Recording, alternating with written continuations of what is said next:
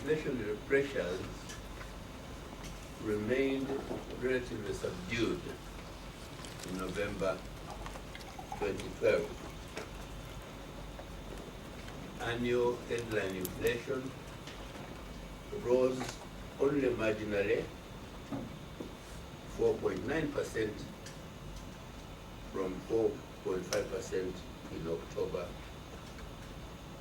while core inflation declined 3.8% from 4% in October 2012. This has reinforced the Bank of Uganda's confidence that core inflation will stabilize around the medium-term policy target of 5% through to the middle of next year. The increase in headline inflation was driven by food crops and energy, fuel, and utilities,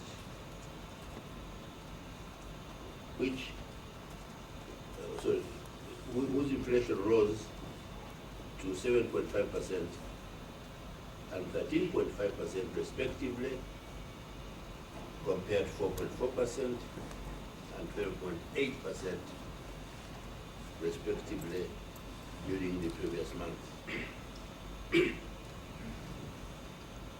Food crops inflation rose because of supply disruptions, while the increase in the energy, fuel and utilities inflation was driven by the increase in pump prices for petroleum products.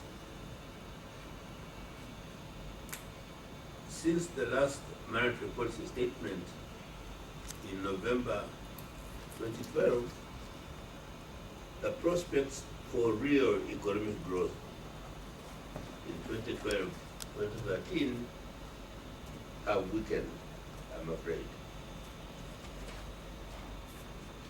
The main constraints to economic growth in the short term are the weakness in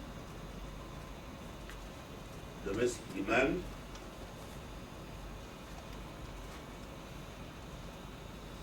the lack of growth in private sector borrowing,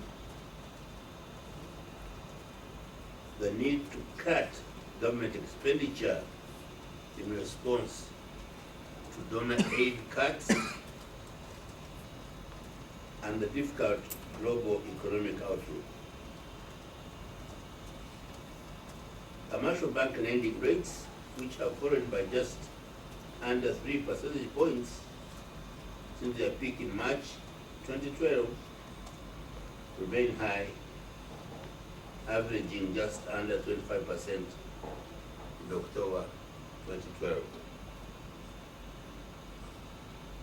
With the real GDP growth forecast to remain below potential, the negative output gap is expected to persist through 2012-2013. Bank of Uganda's monetary policy will continue to focus on stimulating aggregate demand in the economy in order to boost real economic growth without jeopardizing the medium-term inflation target of 5% for core inflation.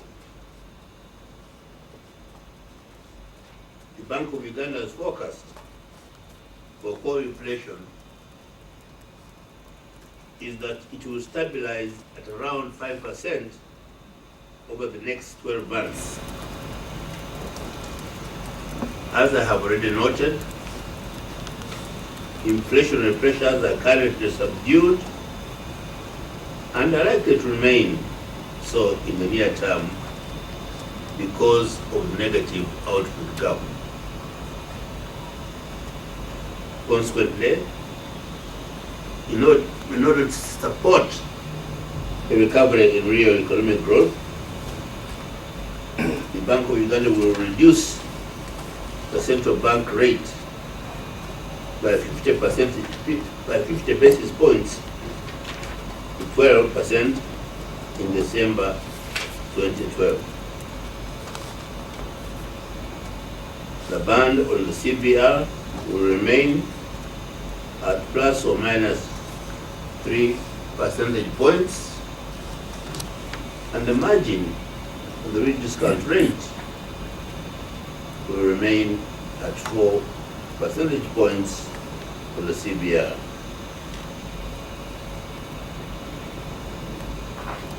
Therefore, the real discount rate and the bank rate have been set at 16% and 17% respectively.